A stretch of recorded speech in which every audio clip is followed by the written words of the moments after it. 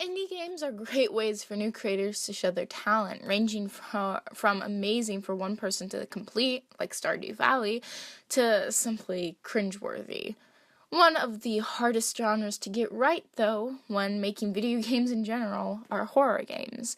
Here are some of the best indie horror games. Welcome to Frightening 5. What did you do, little pig? Number 1, Bendy and the Ink Machine. Bendy and the Ink Machine has become almost as big as Five Nights at Freddy's, while not even being completed. Following almost a Telltale's-like format, with each chapter being released every few months till a certain amount of chapters. Bendy and the Ink Machine is a game which follows the protag through an old studio in which they made a cartoon called Bendy, ranging from characters of Bendy, Alice Angel, and Boris in the game and appearing. I won't spoil too much, as the story is one of the biggest features in this game. Much of that of many indie horror games, where their story is pretty much everything. But it is a really good indie game that I would suggest you all play, and I hope that you all will like. Number 2, Detention. Detention is another game that has blown up following a 1960s Taiwan who lives under martial law. This side-scroller game follows two students trapped within the school as evil monsters haunt the secluded school, and based on religious ways of the Taiwan people.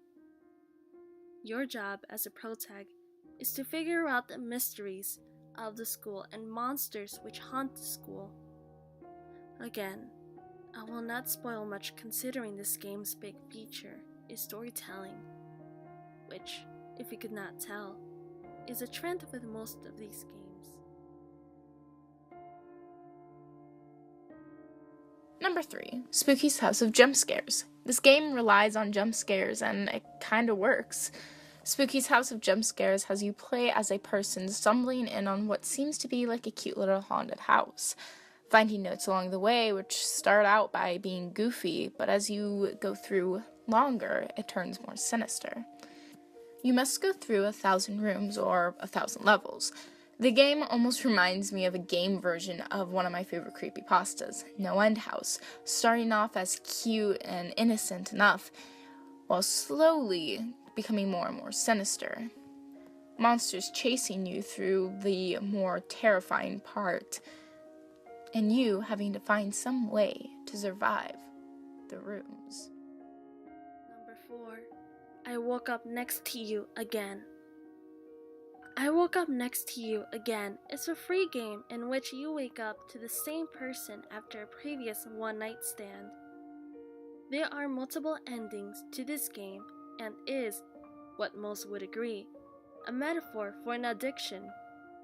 Using an unfamiliar relationship as the basis of such things, debating what you should do, debating how to deal with such a thing, it is worth the play to get all endings, even if slightly repetitive. Number 5, Rise with Strangers. This game was played by many YouTubers who were gaming YouTubers like Markiplier, where you play as a young woman who has to hitchhike her way back home. The plot being simple, yet the atmosphere being one of cautiousness and distrust of the stranger who is driving you home. You must find a way to find your way home, as I explained, so you can be there for your mother as she dies. The game forces you to use your time wisely and give correct answers in order to please the strangers, paying attention to them every once in a while. Each stranger being unique in some sort of way, and all being sketchy overall. Of course, giving wrong answers or setting them off may cause them to do something more evil to you than just giving you a simple ride home. I would suggest checking some of these games out. Not only are they fun to play and encourage you to pay attention, but encourage such creators to keep making games they would like to make. Show the creators some love and encourage them to keep making games, and tune in next time to episode 10 of Frightening 5.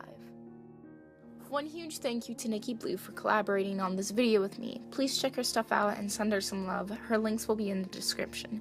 She's a really good friend of mine, and I would make my day if you could show her some of the love that I believe she deserves. If you like this video, go ahead and leave a like, and if you have any games that are good horror indie games, go ahead and leave them in the comments down below, and tell me your thoughts on the games that I mentioned. And if you like content like this, don't forget to subscribe. Frightening Vibes every Monday, reviews or voices every Wednesday, and reviews or narrations every Friday. And of course, as always, stay freaky.